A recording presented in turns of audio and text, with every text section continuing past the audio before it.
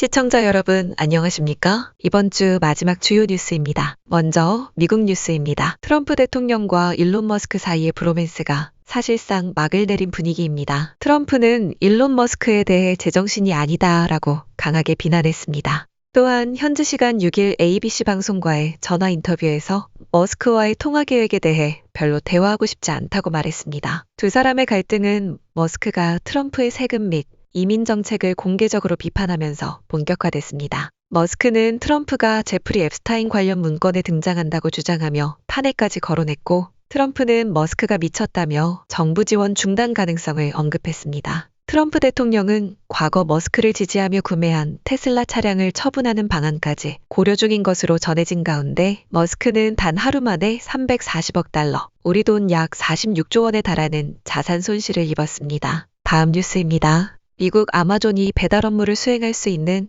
인간형 로봇 개발에 속도를 내고 있는 것으로 알려졌습니다. 보도에 따르면 아마존은 미국 내 휴머노이드 테스트 파크를 조성해 로봇이 물류 차량에서 직접 내려 택배를 전달하는 시나리오를 시험 중입니다. 해당 로봇은 아마존의 전기밴 리비안에서 내린 뒤 사람과 함께 각기 다른 주소지에 물품을 배달하는 방식으로 효율을 높이는 것이 목표입니다. 로봇 하드웨어는 외부 업체가 제공하며 아마존은 여기에 자체 AI 소프트웨어를 탑재하고 있습니다. 아마존은 과거 창고 업무에 인간형 로봇을 제한적으로 도입한 바 있으며, 이번에는 일반 가정 배송까지 범위를 확대하려는 시도입니다. 전문가들은 실제 환경에서 로봇의 안정성과 예측 가능성이 관건이라며 현관문, 반려동물, 아이 같은 변수들이 가장 큰 도전 과제라고 지적했습니다. 다음 뉴스입니다. 미 이민세관 단속국 요원들과 강제 추방 대상자들이 아프리카 지부티 미군 기지에 발이 묶이는 초유의 상황이 벌어졌습니다. 트럼프 행정부의 요청으로 이들을 해외에 임시 구금하려 했지만 연방법원이 남수단으로의 추방을 막으면서 현지 수용이 길어지고 있습니다. 아이스 요원들과 이민자 8명은 현재 컨테이너 회의실을 개조한 임시 구금시설에 머무르고 있으며 고온, 열악한 공기질, 감염병 위험에 노출돼 있는 상태입니다. 현장에는 침대 6개와 제한된 의료 장비만 제공돼 있어 요원들과 이민자 모두 호흡기 증상을 호소하고 있습니다. 트럼프 행정부는 이번 사태의 책임을 연방법원에 돌렸지만 법원은 정부 스스로 혼란을 자초했다고 반박했습니다. 다음 뉴스입니다. 미 노동부가 5월 고용보고서를 발표한 가운데 미국 고용시장은 예상보다 양호한 흐름을 보였지만 불안 요인도 함께 드러났습니다. 비농업 부문 고용이 13만 9천 명 증가해 시장 전망치를 웃돌았고, 실업률은 4.2%로 안정세를 유지했습니다. 시간당 평균 임금은 전달보다 0.4% 상승했고 1년 전보다 3.9% 올라 임금 상승세도 뚜렷했습니다. 고용 증가는 의료여가 사회복지 부문에 집중됐으며, 트럼프 대통령과 일론 머스크가 주도하는 연방 인력 감축으로 정부 부문 일자리는 2만 2천 개 줄었습니다. 그럼에도 트럼프 대통령은 연준의 기준금리를 1% 인하하라고 공개 압박하며 시장의 이목을 끌었습니다. 하지만 가계조사에서는 풀타임 근로자 수가 급감해 겉보기와 달리 고용구조의 균열이 깊어지고 있다는 분석도 나오고 있습니다. 다음 뉴스입니다. 트럼프 대통령의 생일인 오는 6월 14일 워싱턴 DC에서 미 육군 창설 250주년을 기념한 역대 최대 규모의 군사 퍼레이드가 열립니다. M1A1 에이브럼스 전차와 스트라이커 장갑차, 자주포 등 약 700만 파운드에 달하는 군사 장비가 도심을 행진하며 약 7천 명의 병력이 참여합니다. 군 당국은 도로 손상을 막기 위해 강철판과 특수패드를 설치하는 등 300만 달러 이상의 보강 작업을 진행 중이며, 전체 행사 비용은 최대 4,500만 달러에 이를 것으로 보입니다. 퍼레이드에 맞춰 오후 6시 30분부터 9시까지 레이건 내셔널 공항의 항공편 이착륙이 전면 중단될 예정이어서 시민 불편이 우려됩니다.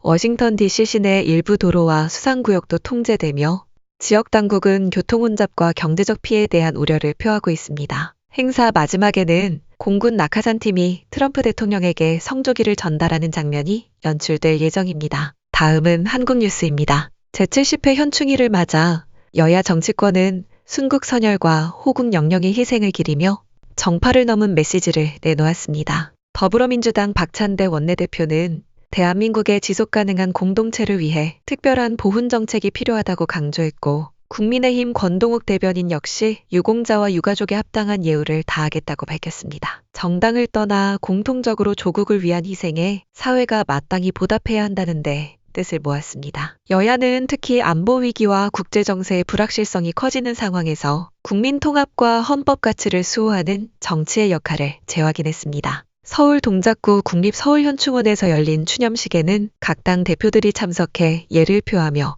국가적 경의를 함께했습니다. 다음 뉴스입니다. 이재명 대통령이 경제회복과 미래성장 기반 강화를 목표로 대통령실 조직 개편을 단행했습니다. 6일 발표된 개편안에 따라 경제성장수석과 AI수석, 재정기획보좌관직이 신설되며 각각 하준경, 류덕현 교수가 임명됐습니다. 강훈식 비서실장은 민생회복과 국민통합, 미래성장에 방점을 둔 실용적 조직이라고 설명했습니다. AI 수석실은 첨단산업 육성과 기후인구 위기 대응 등 중장기 국가전략을 총괄할 예정입니다. 또 국정상황실 확대와 시민사회 수석실의 경청 통합수석실 전환 등도 포함됐습니다.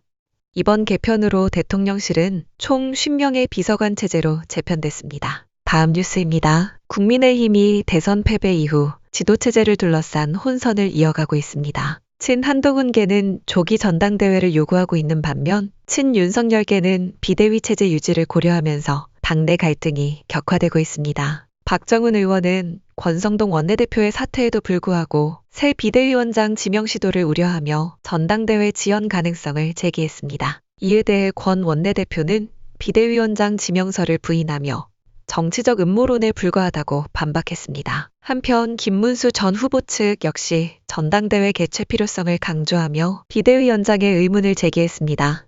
당내 혼선이 이어지면서 향후 지도체제와 진로를 둘러싼 논의가 계속될 전망입니다. 다음 뉴스입니다. 미국 재무부는 한국을 다시 환율관찰 대상국 명단에 올리며 무역흑자와 경상수지 흑자가 기준을 넘었다고 밝혔습니다.